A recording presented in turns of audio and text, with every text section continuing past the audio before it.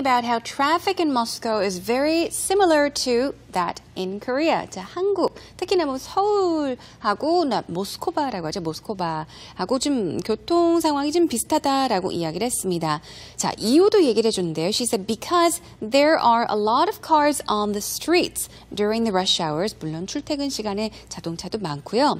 And And she said, well, here's a piece of advice. If you have an opportunity to travel by metro, it's better to choose that option rather than drive a car. 혹시라도 나중에 이렇게 모스크바에 오시게 된다면은, if you have an opportunity to travel by metro라고 했어요. Then take the metro라는 말이죠. metro는 지하철이란 얘기예요. Okay, so she's talking about the underground system. We call the subway. So metro, subway. 자, 일단 나중에 모스크바로 가시면은 운전을 하시지 마시고요. 자, 지하철을 타시기 바랍니다.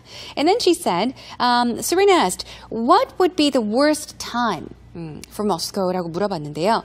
자, well, of course, the middle of the week. 물론 다르겠지만 제가 생각하기에는 middle of the week이 가장 교통 정체가 심할 때인 것 같습니다. 라고 얘기를 했어요. 자, week 하면 일주일, 뭐 주중이란 뜻인데요. middle of the week이니까 자, 주중의 한 가운데가 되겠죠? 자, 주중인데요. So, weekdays라고 말씀을 하셔도 괜찮겠네요.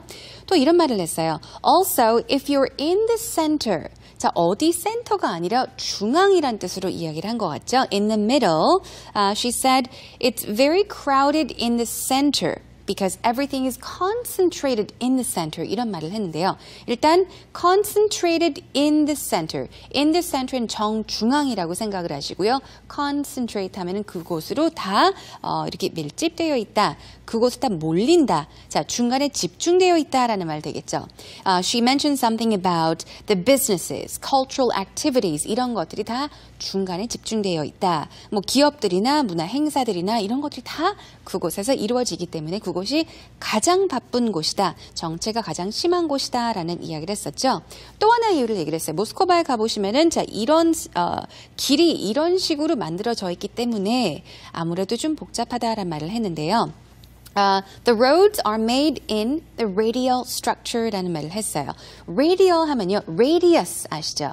그래서 radius와 같은 structure라고 해서 방사형 구조를 하고 있다. 그러니까 중간에서 어떤 한 중간 포인트에서 밖으로 쭉쭉 뻗어나는 형식으로 길이 만들어졌기 때문에 아무래도 굉장히 왔다 갔다 하기 힘드니 차를 운전하는 것보다는 자, 지하철과 같은 교통수단을 사용하는 게 좋다라는 이야기를 했습니다. 자, 그 다음에요. 이제 교통정체가 언제 극심한지에 대한 이야기를 이제도 물어봤습니다만, 뭐 비슷한 얘기를 하고 있는 것 같아요. 그렇죠? 자, 8월 때 특히 사람들이 이제 휴가를 가거나 그럴 때, 이제 조금 더, 이렇게 좀, 상황이 이제 교통정체가 있을 수 있는데, 자, probably during August and these 10 days after the new year, the traffic is less intensive. 그랬죠? 특히 이제 야간에 조금 더, 교통량이 적고, less incentive란 말을 씁니다. less intensive. 자, incentive가 아니라 intensive. intensive 하면 강렬한 얘기인데, 교통정체가 intensive하다는 얘기는 극심하다는 얘기가 되겠죠. 그래서 less intensive 하면 덜 극심한 상황이라고 보시면 될 것 같아요. 그렇죠? 교통정체가 좀 심하고 덜 심하고 그 차이를 얘기를 한 거고요. 그 다음에 일반적으로 차가 막힐 때 본인이 직접 운전하지 않고 조수석에 앉아있거나 대중교통 같은 데 앉아있으면 뭐하냐라고 물어봤는데요.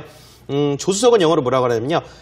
When you are in the passenger seat. passenger 하면 승객이란 뜻이죠. 원래는 passenger. 근데 이렇게 5인용 자전거, 5인용 이제 승용차에서 이제 보면 운전을 하는 사람 그 좌석을 driver seat, 자 앞좌석의 조수석을 passenger seat이라고 하죠. 뒷좌석은 그냥 back seat이라고 합니다. 그래서 조석에 앉았거나 이제 대중교통을 타고 있을 때 자기는 음악을 듣거나 혹은 뭐 머릿속으로 해야 될 일들이라든가 뭐 프로젝트 관련된 생각을 한다고 얘기를 했고요.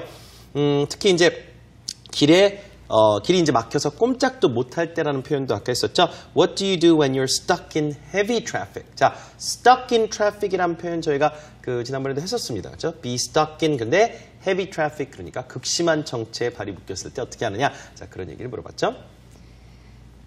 근데 이분의 얘기를 들어오면서 인터뷰 끝부분에 대해서요. 뭐 차가 정말 밀릴 때 What do you do when you're stuck in traffic?